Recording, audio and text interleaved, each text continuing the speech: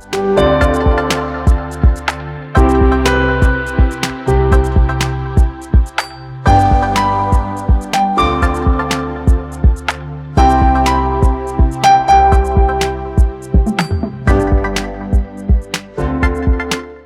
to Innovation in Government, presented by Carahsoft. This program's from SOF Week 2024, presented by the Global Special Operations Forces Foundation.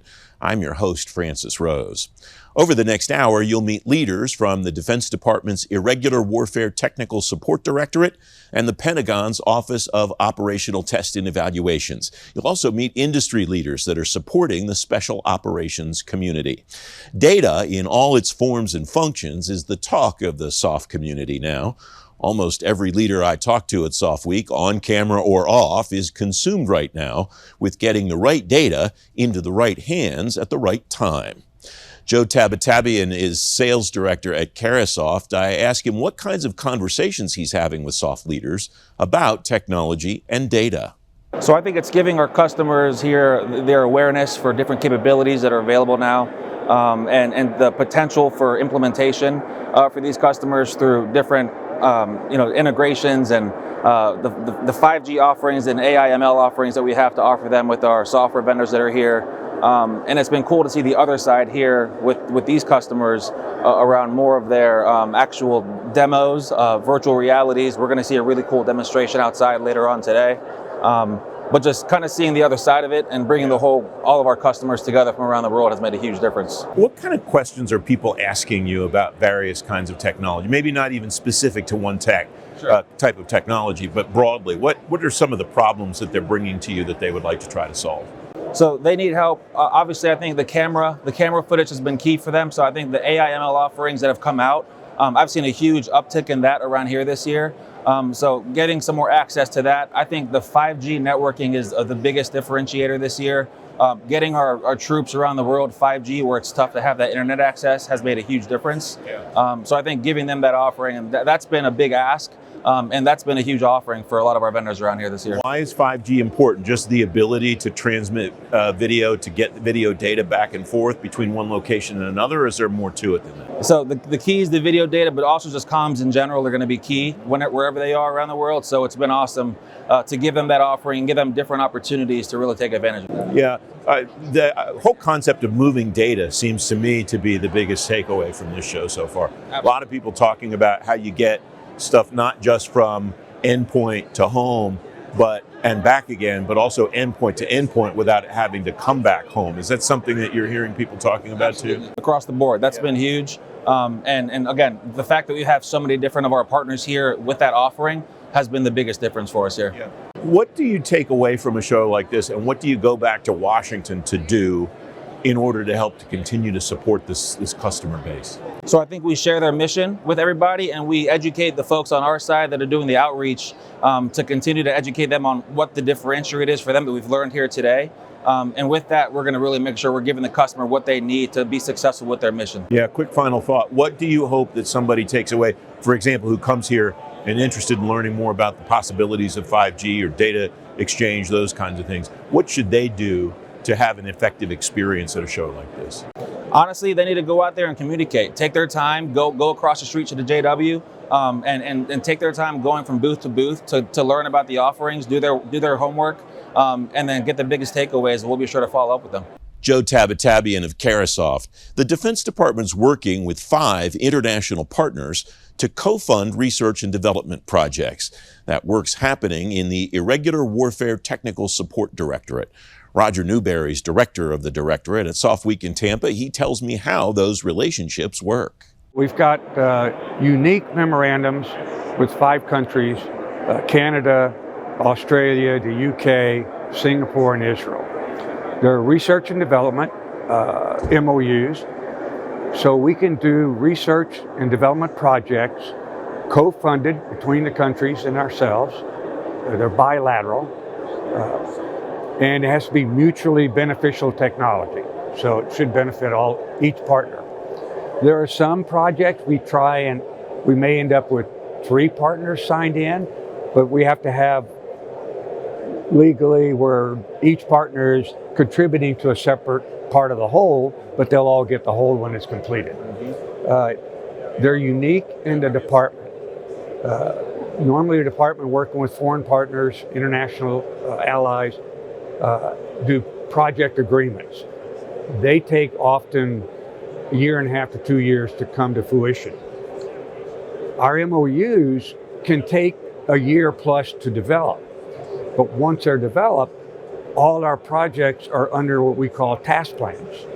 So the task plans are non-binding, signed by my counterpart and myself and the project managers, and we can do a task plan agreement with a foreign partner in sometimes as little as a week or two, normally maybe 4 to 6 weeks, and we're off and running. So a lot of other Department of Defense people, organizations would come in and ask for us to do task plans to develop projects that are beneficial to the defense agency or our military users. We have to be careful if there's already project agreements in play. What we can do is help the service or the organization jumpstart it. In other words, while they're taking a year or two to finalize project agreement, we can jumpstart it so the work can start now. Like I said, it's unique in the department. Nobody has that except our organization. There's several countries that want to join in as well. The workload's heavy. We have about, in IWTSD, we're doing about 253 projects annually. 179 of those projects have international partners tied to them. So they've contributed either with money or subject matter expertise or something they've already been developing. But the workload is heavy, and we meet with each international partner in a large bilateral meeting twice a year. So they'll host in their country once, and 6 months later we'll host in our country, and we'll rotate that. Well, you can imagine 5 partners twice a year, that's 10 meetings a year that we have to put together, in addition to all the rest of the work we're doing. So other countries coming in, a few I won't mention, but that would bring the number up 6, 7, and more. We would have to look at maybe tailoring our work where the other country is most interested in, or where we think we can get the most benefit from, and not necessarily meet twice a year with every country. I want to ask you about the technologies. You said you're working on mutually beneficial technology. Do most of those ideas come from the United States? Do most of those ideas come from partners and the United States realizes the benefits of them? What does that kind of breakdown look like? It depends on the technology. Singapore is really big on advanced analytics, IT type technology. Israel, across the board, they're a heavy technology organization. The UK is probably the next, where we're involved with them a lot. Then Canada, a lot in chemical, biological, radiological, nuclear explosive detection and identification. We have a really strong partnership now with them, as in the last 2 to 3 years, in tactical offensive support. So weapons technology, loitering munitions, that type of thing, lethal drones, robotics. Australia also kind of a smaller partnership. A lot of it involves how much money they have to invest. I would say a lot of it is US technology driven, and then they want to buy into it. With Israel, it's their technology, and they do a lot of good technology because they've been fighting for decades. So we benefit from them. What we've done with them now is encourage them more to develop manufacturing in the U.S. So their companies may have the development, if it's weapons or certain things, we have to make it, we have to Americanize it. Our warheads, safety, meet all our safety parameters and stuff. And then what we want to do is have manufacturing set up in the U.S. We just have a couple of minutes left. When you get something that everybody likes and that you want to move forward, what are some of the challenges that you've run into in moving something from prototype to production? There's what's called the Valley of Death. Yeah, talk about that a lot on this. So a lot of the services and working with SOCOM, they have to work a 5-year budget plan. But when you come up with new technology that somebody wants, they haven't developed that 5-year plan, and so it's a gap. And we have to either continue funding it, or we have to find a way where they can buy a small number. We'll put things on the DLA catalog, GSA catalog, and stuff. We buy lots of prototypes so we can have lots of users try them, and we train them so they know what they're doing. And really the marketing is from the ground up, not from the top down. Yeah. So there is that part of getting requirements or capability gaps from the bottom and matching that with what the headquarters thinks the capability gaps are. Yeah. And so making that tie is important. And we work with small businesses, so having them transition and be able to partner with manufacturing companies where they can actually produce and sell at an affordable cost, because that's the other thing we want, rapid and affordable cost. Roger Newberry of the Defense Department's Irregular Warfare Technical Support Directorate. I mentioned data as discussion topic number 1 at SOF Week. The number 1 priority underlying that is security. Jared Shepard is president and CEO of Hypori. I asked him if data security in the SOF space is different than data security in other parts of the military. Fundamentally, the Department of Defense all has the same problem set, right? Which is a combination of criminal bad actors, nation-state actors, near peers, adversaries, and not so near peer adversaries. But ultimately, data is the currency in which the Department of Defense operates. In a lot of ways, whether it's information superiority of the battlefield, whether it's intelligence, whatever it happens to be. Cyber resilience becomes so important because we have to establish not just information dominance, but communications dominance on a battlefield before we ever go in there. The reason why it's unique for SOF, for the SOF community, on the white side of SOF, they have what's called, FID, Foreign Internal Defense, but the mission of SOF is much more dynamic, and there's a lot more variables than strategic military when you're going into a known space, movement to contact, that kind of thing. The unconventional side of the house, they may have to go in and develop relationships with host nation forces, assist host nation forces in preparing for activity, things like such in Ukraine or others, but all while being aware of the fact that there are near-peer nation states that are going to try to exploit, identify, target, and use information ultimately against them. So SOCOM itself has to be able to put on many faces. It has to put on its warfighting face when it comes to being able to go and actively either offensively or defensively protect itself, to protect its operators on the ground, because the operators are the most important thing. And then it also needs to be able to blend in and fit in places where it doesn't want to have a signature, whereas conventional military doesn't have that same requirement as much. The ability to have to blend in, the ability to be obfuscated in its operations. I jotted down 2 words as you were speaking about some of the concepts that I extracted from what you said, and I'm wondering what they might mean for cyber resilience. One word is anonymity. You talked about the need to blend in. Yep. And the other is diplomacy. If you're going in and building relationships, I don't think a lot of people think about the cyber implications of the diplomacy that's involved in going in and building coalitions in places that they might not be natural. 100%. And it's anonymity is interesting because it has many facets. One is how do I protect my data? But then it's also how do I protect your data? So how do I protect the information that I'm generating and wanting to share? And then also how do I protect your identity and your information?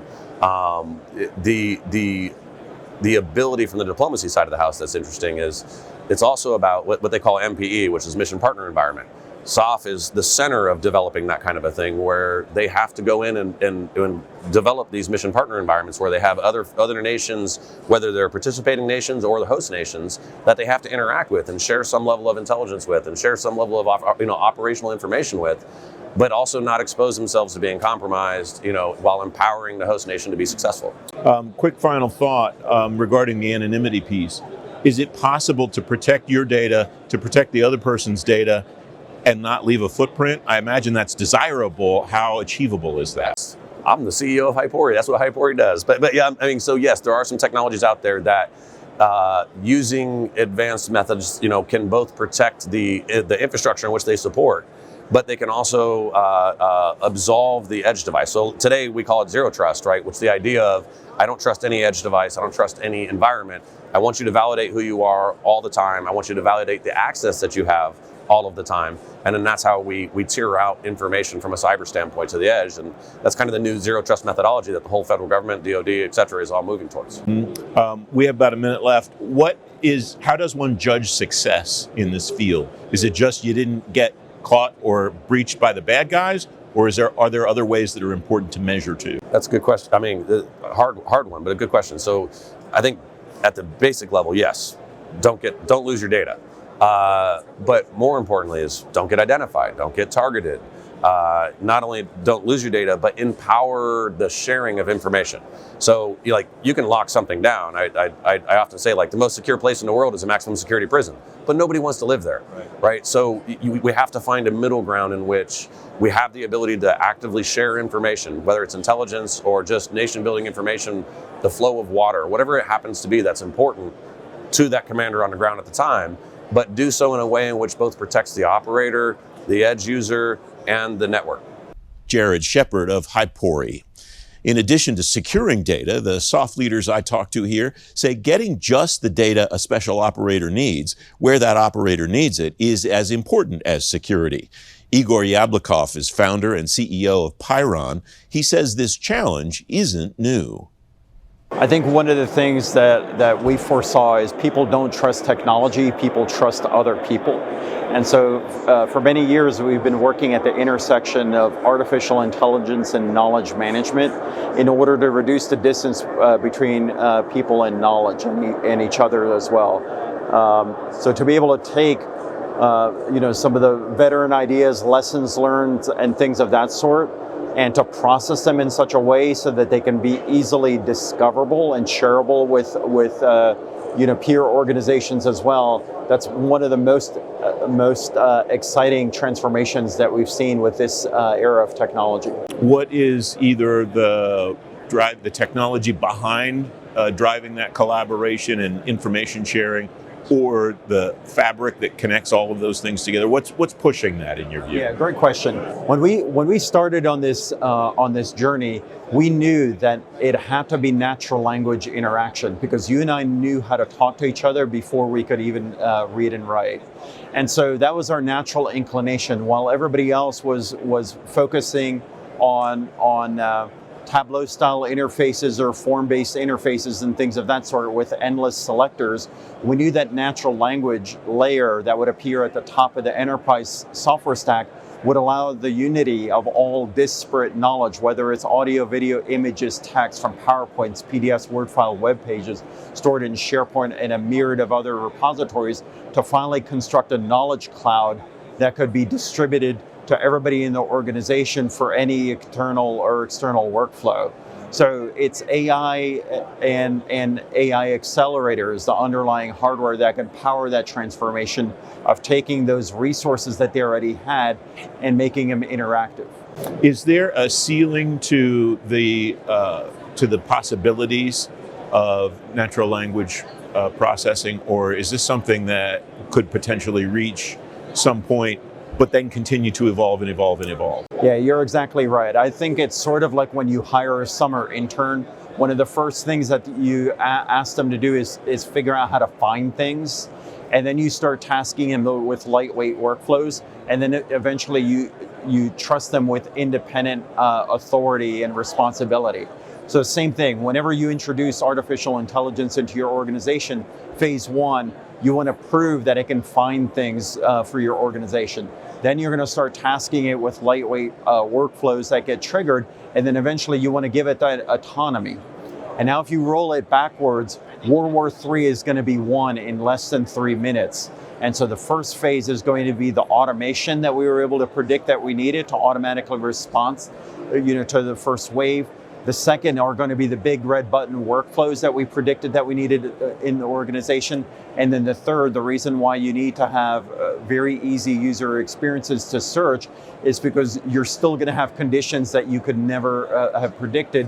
And so the analysts and scientists need to be brought to bear to figure out how to solve the remaining issues. I may have asked you this the last time that we talked, but what's over the horizon? What's the next thing after these technologies that you've just talked about in your view? I think after these technologies, they need to leave the realm of just them being tools for data scientists and open up the aperture so that everybody from rank and file, up to the C-suite can operate these style of technologies, because whoever gets there first at scale is going to not only have decision support, they'll have decision advantage, and not just decision advantage, decision dominance, because everybody needs to know something before they can do something as well.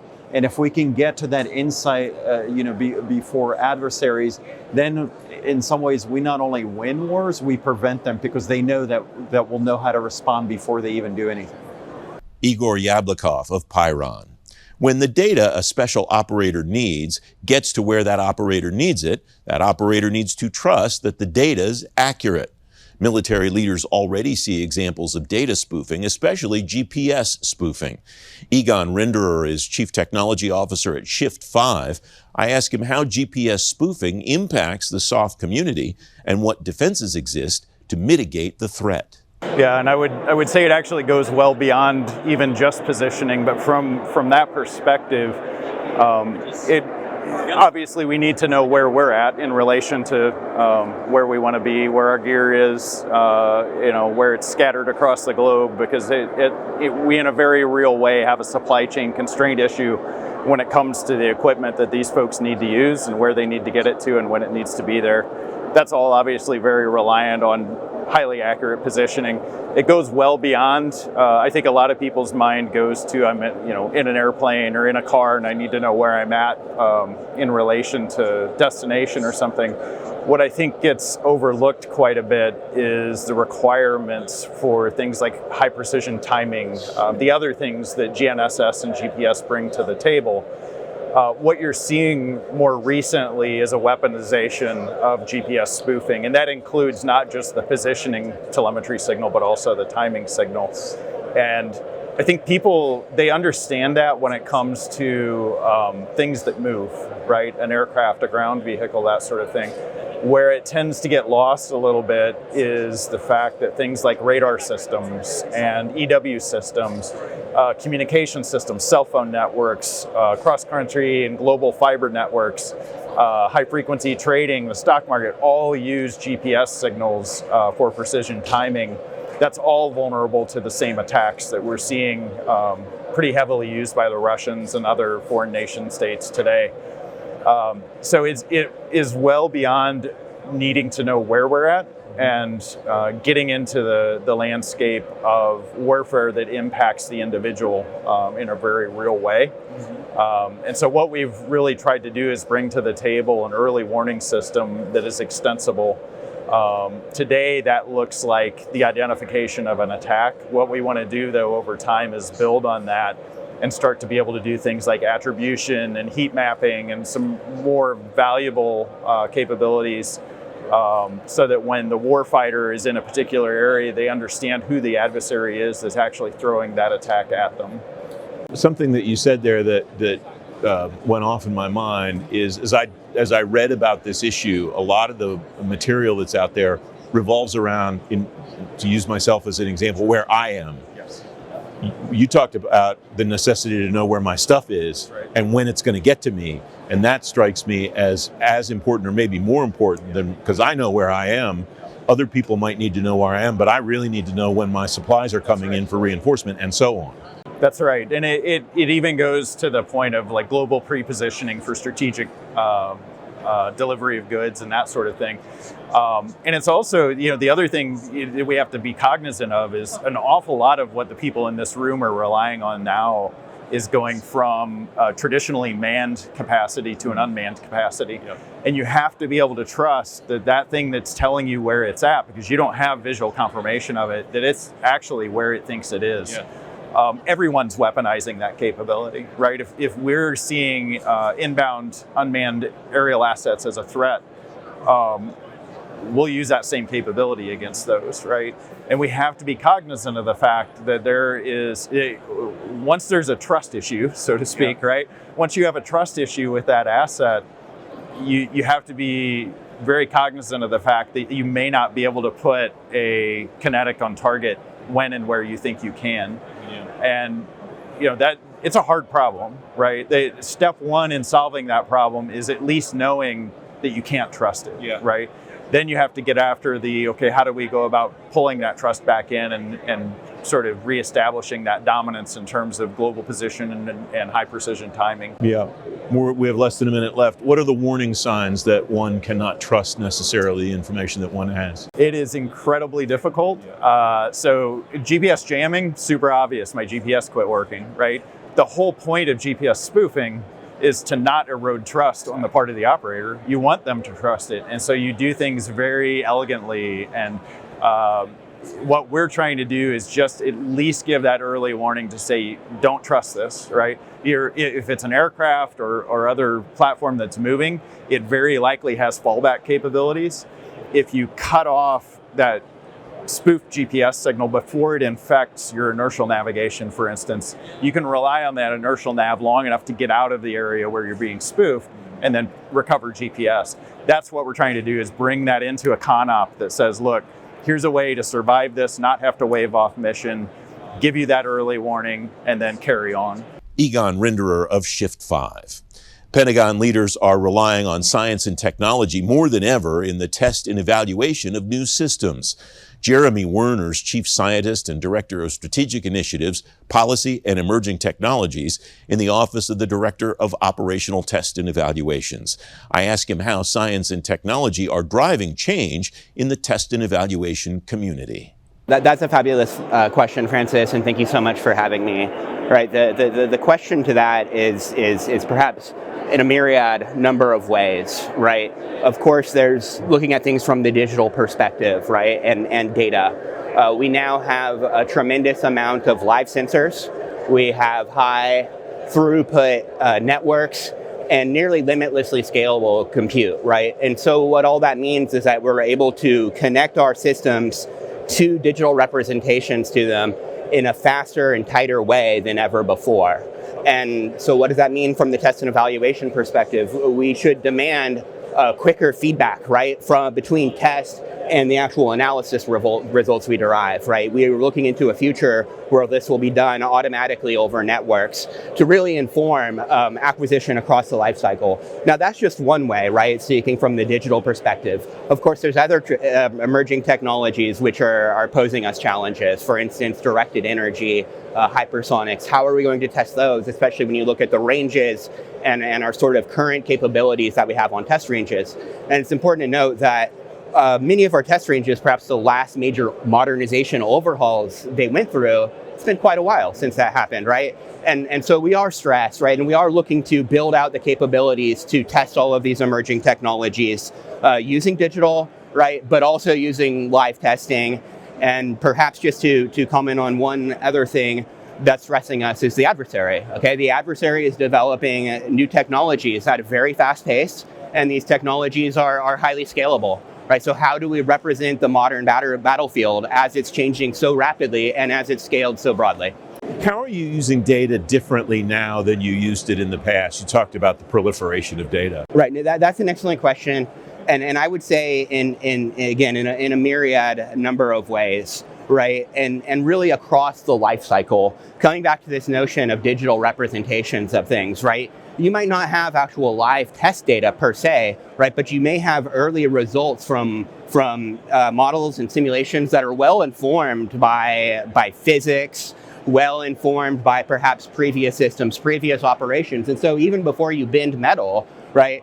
Early on in the design phases, you're already able to expose system designs, perhaps even tactical software like flight safety software, to operational context in the digital domain. So that is clearly one way. In fact, if you look at, for instance, the semiconductor industry, they're doing something very interesting that they call hardware accurate digital twins, right? Now, digital twins means a lot of things to a lot of different people, so I don't want to focus on that, but I'll take their terminology, and what they can do is essentially use digital models, high fidelity, highly accurate digital models, to predict how their semiconductors are going to perform before they even print them. And this can pretty much, maybe not ensure, but at least get them very close to ensuring that the first time they go to actually manufacture these circuit boards, that they work how they're supposed to, which is pretty phenomenal. In a digital modeling environment, what kinds of possibilities does that create for you to connect with an end user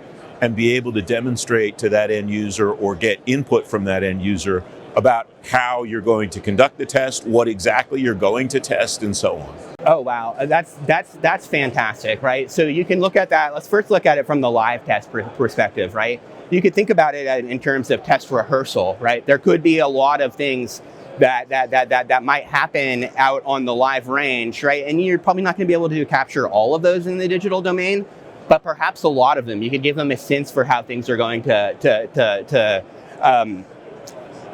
play out and how various systems are going to interact. That's one thing that we're trying to do, right? Is you may have a myriad of different systems, both friendly and adversarial systems. So be able to give some sort of initial sense for how that sort of interaction would play out, right? Now, if I can, I'll expand on that a little bit to talk about live operations, right? Now imagine a future wherein data from an actual platform is being streamed to, let's call it a data fusion center, right? Now that platform is out there on the edge, and it's going to have its own sort of limited organic view using its own sensors of the battlefield, right? Now what it can do is take that view that it has, its knowledge and view of the battlefield, provide it to the data fusion center, which is getting any number of similar streams, right, across different platforms, able to combine that, analyze it, and then send orders back out. So it's almost as if, or perhaps it is, or will be in the future, as though individual platforms will be able to act as though they have the entire context and view of the battlefield that's provided to them from that data fusion center. What kind of progress do you think that the military is making at integrating the work that you're doing in test and evaluation into the acquisition process? That's a fabulous question, and I think the military services are really stepping up and doing a fantastic job. Having said that, it's not without its challenges. A lot of these technologies are still very nascent, and there's going to be a lot of hurdles and a lot of things to overcome and a lot of lessons learned. But I see the technologies embracing things like digital engineering, model-based systems engineering to do the sorts of things that we're saying, right? To, for instance, shift left. Hey, I have an early design, or I have an early software version, right? And I'm going to take that and I'm going to play it in a virtual environment, again, to see what sort of problems might arise. And I imagine the combination of having someone like yourself, a scientist, to vouch for the science, and having someone probably in a uniform saying, I need this on the battlefield, probably is a convincing case to an acquisition person who then will have to just figure out how to get that capability. That's exactly right. And it's really this marvelous interaction between science and technology and operations, right? I think we as scientists and technologists have a duty to meet the operators where they are, right? And to understand their problems on the actual battlefield and to take that back and build the best capabilities we can that are actually going to help them fight and win. How do they do it, letting you know what they need and letting you, the experts, come up with those solutions to talk to them about? So the answer is we have a lot of interplay, right? It's just that, right? I could say that we organize a lot of workshops, we have a lot of meetings, we have a lot of briefings and events like that.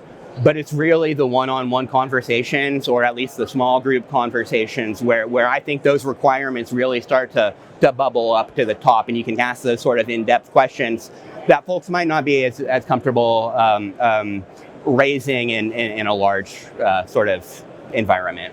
Jeremy Werner of the Office of the Director of Operational Test and Evaluations at DoD. New technology and innovation are familiar concepts to the SOF community. Mark Duvall is Vice President of Federal at Cradlepoint. He says he's not surprised to see the level of innovation in the SOF community. I think the SOF community has long been known as the tip of the spear, right? When it comes to the men and women that are out there, doing the missions that nobody else wants to do.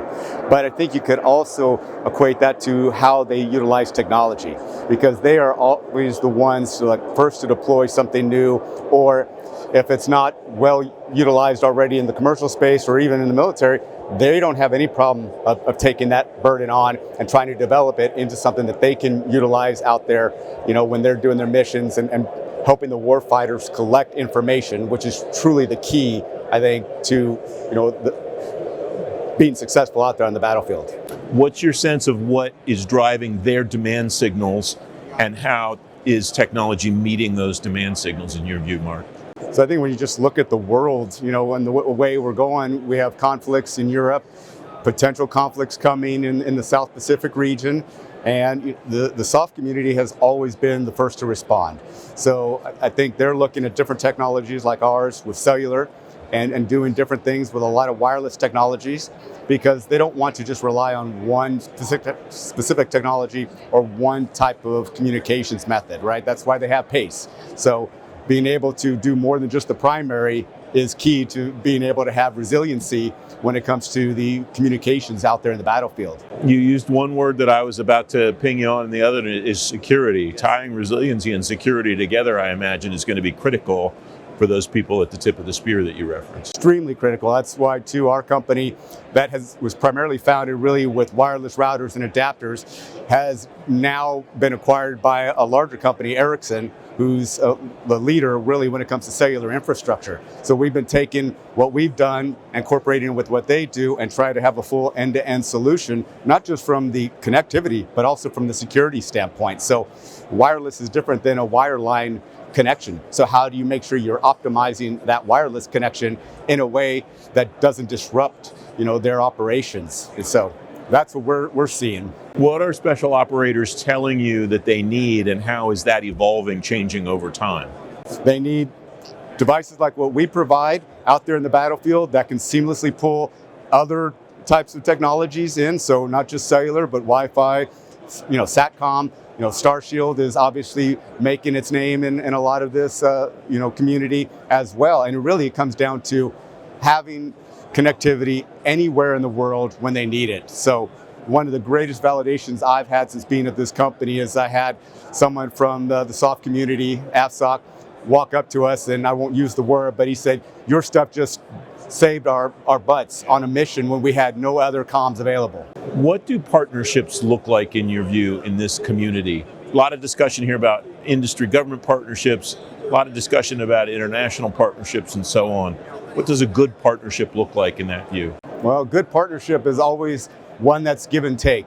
I think we've seen a lot, and somebody, myself, who's been on the uniform side of things, we sometimes have a little bit of distrust with industry or others, when the reality is folks like myself, go into this field because we know we can do more good than we did when we were in uniform in many ways. And I think when people start to see we truly are here because we want to help. I was in the Navy and I got out 20 some odd years ago. I commissioned a ship in '95. I can guarantee I can go on that ship and it still got technology from when that ship was built. And you hate to see that when you see all the technology advancing. So us and working with them in a collaborative environment, not one that's always about the sale, but how do we first build the solution, and then we can talk about how that gets wrapped into a much larger program or a fielded solution. Mark Duvall of Cradle Point. The military services in general and the special operations community in particular aren't just working on artificial intelligence projects for warfighting. They're trying all kinds of projects, from training to predictive maintenance.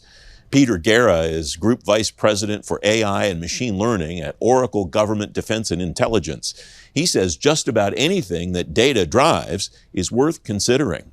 It's really an exciting time, as we see a lot in the news. There's a lot of buzz around AI. There's a lot of different ways that people are using it in multiple ways across the commercial industries. Where I see our government customers focused on AI and analytics and data, that we have to be all inclusive around the different parts of AI that are typically used. One of the things that we see is it stretches across the entire continuum of mission.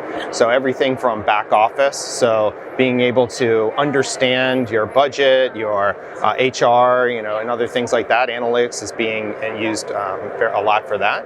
We're seeing that in like maintenance, repair, and operations. So a number of our customers we're working with to understand, for example, flight patterns for different aircraft, and how you can best predict whether a particular part is going to fail or not, as well as things like pilot performance and other areas like that. And then on the mission side, of course, we're seeing a lot of analytics and a lot of data around understanding, the battle space and intelligence and doing that analysis, which the government has been doing for quite a while. There's tons of data there. One of the great conversations that's going on at this event is what to do with all that data, how to get it where it needs to be, and how to then have whoever it is that needs to have eyeballs on it at that place be able to interpret that data. What are you seeing as the best opportunities to do that, whether it's with AI, whether it's with ML or other applications moving forward? Absolutely seeing a tremendous growth and interest in that. And that's actually something that's one of our areas of specialty and differentiation. What we're seeing is the data really can't be in a central place, especially for forces that are out at the edge. That's where they need the information. That's where they need to do a lot of the processing. And so we're seeing the concepts around things like data mesh, large scale, being able to have the right information at the right place with the right information that particular commander or whoever needs. And it doesn't have to just be from a mission application. It, definitely things like soldier health is a really, really important area to apply data analytics to better understand, performance as well as, health concerns around the soldiers. And that all needs to happen not in some centralized place, but for these customers, what they need that both centralized and also at the edge available instantaneously. And that's some of the areas that we're working with our customers on right now. You talked about the edge, and one of the great conversations that's going on here and broadly across the defense enterprise about edge computing is how much, obviously, data is necessary at the edge. How much compute power is necessary at the edge, and what's the trade-off that one should make in order to get what needs to be there, but keep away what doesn't need to be there? Do you get where I'm going there? I understand, yeah. And there's a lot of, I think, debate right now around how much you actually do AI and what you do with the AI. Do you do training or inference? I'm a technical person, so what we typically recommend is having customers look at how do they do inference or interpretation at the edge, but do a lot of the training back in a large scale compute, because there is limited power, memory, and so forth. The other component around the edge, though, is being able to use that in what they call DDIL environments, right? So disconnected environments that may or may not have connectivity in the field. We see this across all parts of the U.S. government, in particular, the need to be able to operate sometimes in those situations, whether it's on the border where there may not be some sort cellular or other type of signals, or even on a ship while it's out at sea. Sometimes there aren't intermittent communications, and so it's that networking part plus the data part plus the interpretation of that data that is so core to being able to operate in that environment. And regarding the interpretation of that data, I had a conversation not here but recently with a uniform leader. And that person, I asked that person, how are you going about making those people at the edge data analysts, data experts? And he said the point is that they don't need to be, that they shouldn't be. Absolutely. What does that look like from industry's perspective about what you can provide to the government, to the defense sector, so that that man or woman at the tip of the spear doesn't have to be a data expert to be able to use that information effectively? Yeah, absolutely. And that's actually something that Oracle has worked on for a very, very long time. We have a number of, I would say, tools and services and opportunities for folks at the edge. They don't have to be a data scientist. They don't necessarily have to know Python or code. We have a number of what's called low-code, no-code type environments that allows them to piece very complex analytics together, but in a visual way. And I think one of the power that we see around the rise of generative AI and large language models in particular is that very human interface that you can have with your data. So we enable a lot of the conversational type of AI, so you can understand what your data is telling you without necessarily having to pull together a very large program in order to do that. Peter Guerra of Oracle Government Defense and Intelligence. AI and data are the key topics special operations leaders are working on now. But every year at SOF Week, they talk about their need to learn what's around the corner, too. Ryan DeMarco is Federal Account Executive for Glasswall Solutions. I ask him what's ahead technology for the national defense community.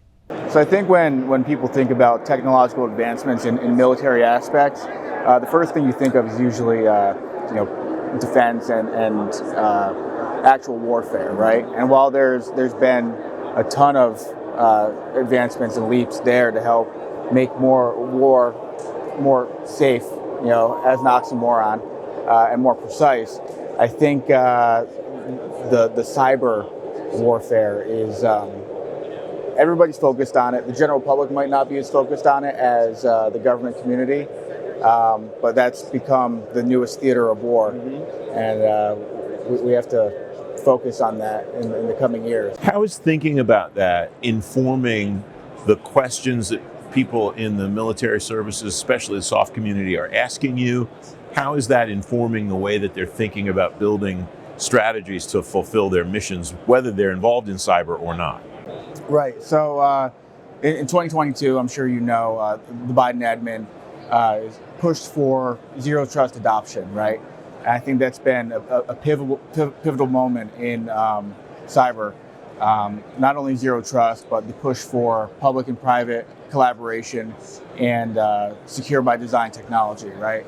So these three kind of pillars moving forward, I think, are going to make a real difference. Validating everything internally or externally in a network or in an environment, whether it's for an agency or it's for operators, in the field. That's going to be a critical component, moving forward. The deadline that the Pentagon has set is 2027 for implementation of that. Right. What will push that, do you think, to the greatest level of success? What are the keys to the Pentagon being able to hit that deadline on time?